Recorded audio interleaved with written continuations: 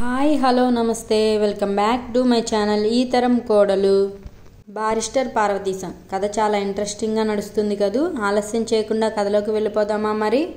దొరల చేత పని చేయించుకుంటూ వాళ్ళ దగ్గర నుంచి సలాములు అందుకుంటుంటే మహా సంతోషంగా ఉంది.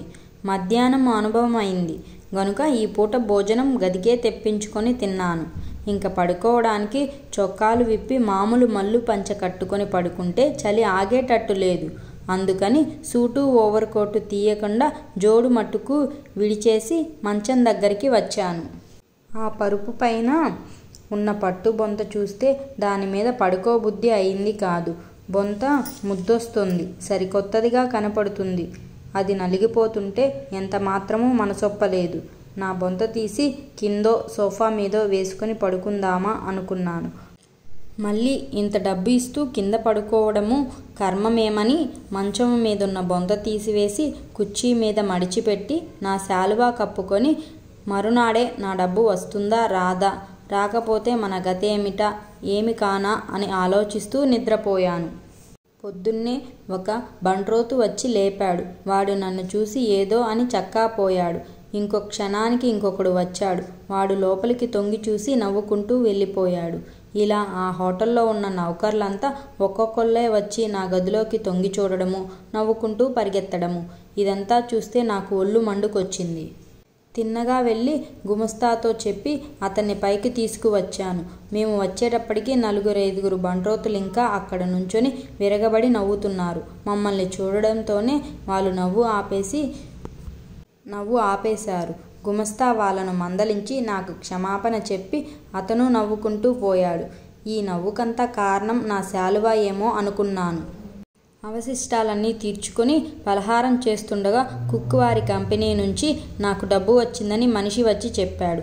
ఆ మాట వినడంతోటే ఎక్కడలేని సంతోషం వచ్చింది. వెళ్ళి ఆ సొమ్ము తీసుకొని హోటల్కు వచ్చి ఆ పూటే రైలుందని తెలుసుకొని త్వరగా సామాను సర్దుకొని కిందికి వచ్చాను. గుమస్తా బిల్లు ఇచ్చాడు. ఆ బిల్లు మొత్తమెంతో ఇప్పుడు చెప్పదలుచుకోలేదు. కానీ అది వింటే మటుకు ఎంత జమీందారుకైనా ఒక్కసారి గుండె కట్టుకోవడం మానేస్తుందని నా నమ్మకము. సొమ్ము చెల్లిస్తుంటే 2 నౌకర్లు అక్కడ వచ్చి నిలబడ్డారు. వెళ్ళిపోతున్నాం కదా, వాళ్ళకేమైనా బహుమతి చేస్తే దర్జాగా ఉంటుందని ఆలోచించి వాళ్ళందరికీ తలా ఒక అనా ఇచ్చాను.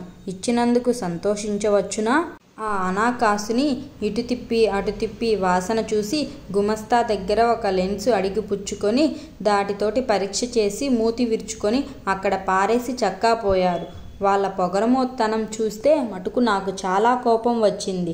డబ్బంటే తేరగా వస్తుందనుకున్నారు కాబోలు.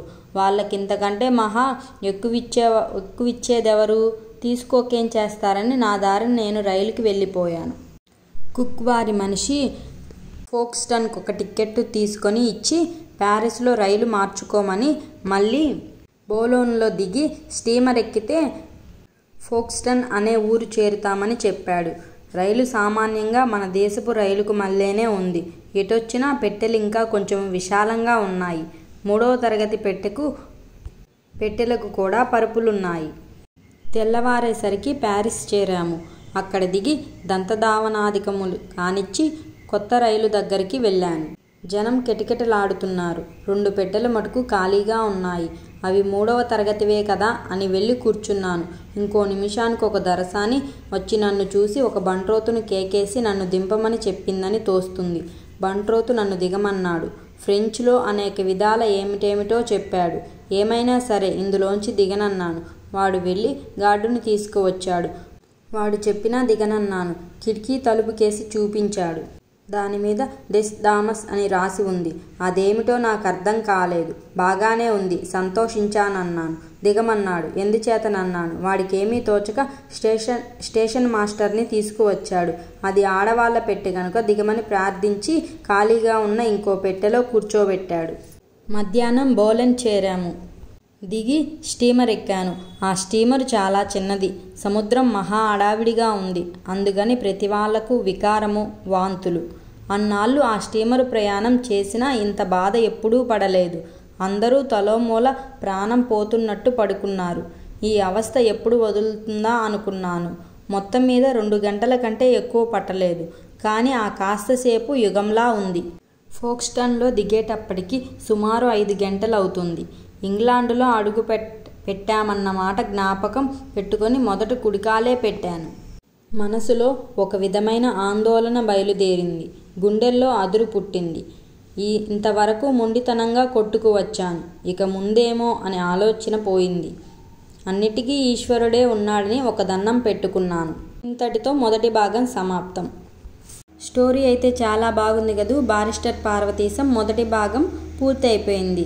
తిరిగి రేపటి వీడియోలో రెండవ భాగంలో కలుద్దాం. ఈ స్టోరీస్ వీడియోస్ కనుక మీకు నచ్చినట్టయితే please like, share and subscribe to my channel ఈ తరం కోడలు.